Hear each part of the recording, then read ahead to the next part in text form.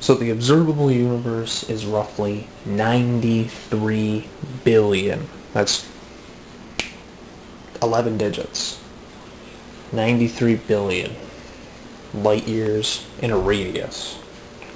Now, within that 93 billion light years, there's 2 trillion galaxies.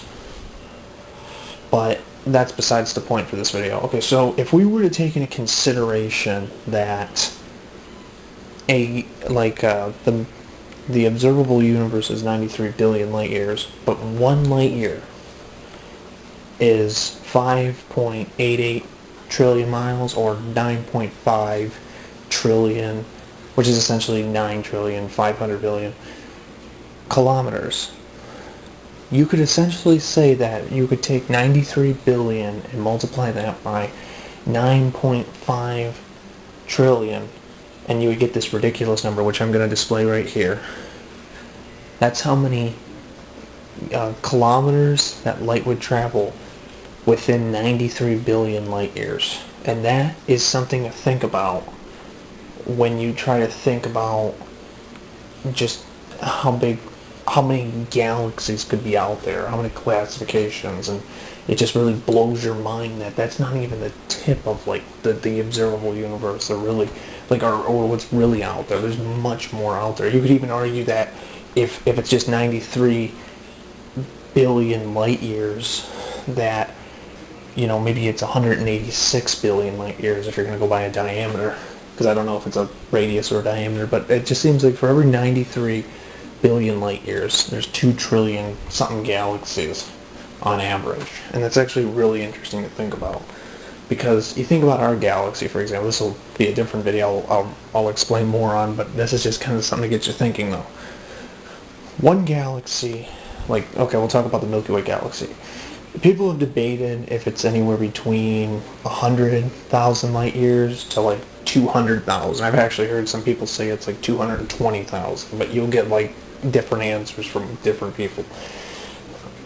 I'll be honest, I'm still digging into it myself. But let's just say if you were to take 200,000, let's just say.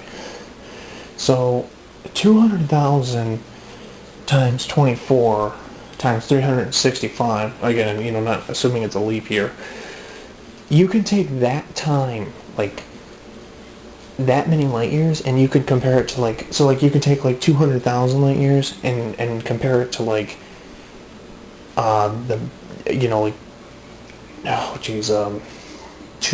93 billion light years, and you'll see what a big difference that makes, because 200,000 is only a 6-digit number versus a 13 and 11 compared to the digits and all that. It's crazy how once you start exceeding up to billions and millions and trillions and quadrillions and quintillion, the 6 digits that are after a trillion, it just becomes insane, just to think these numbers don't look like they're that big, but if you try figuring it out, it's like trying to count that many blades of grass, or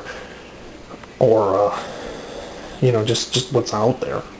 And that's nothing compared to if you could travel through space and time and just see how much is lost in time and space. I'll give you another example realistically.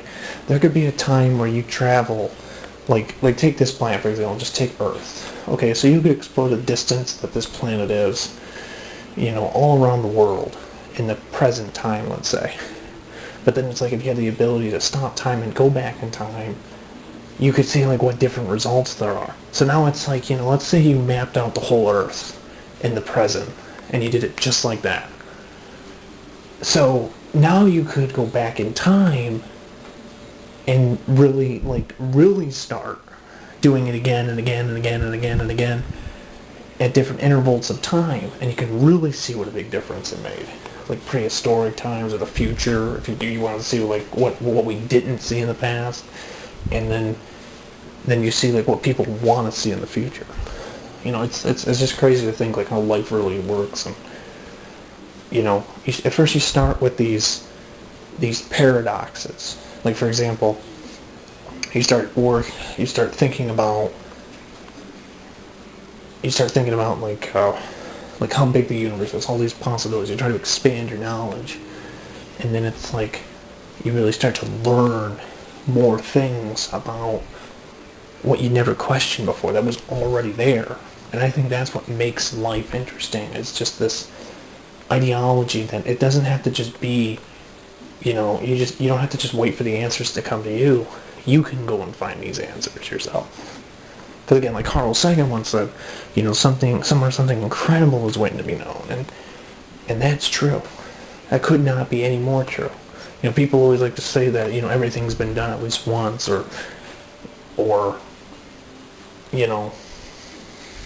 nothing ever changes, but there's always something happening somewhere else, somewhere far away, or even here on this planet. It's really interesting to think about. So again, comment, rate, subscribe, favorite, share this video.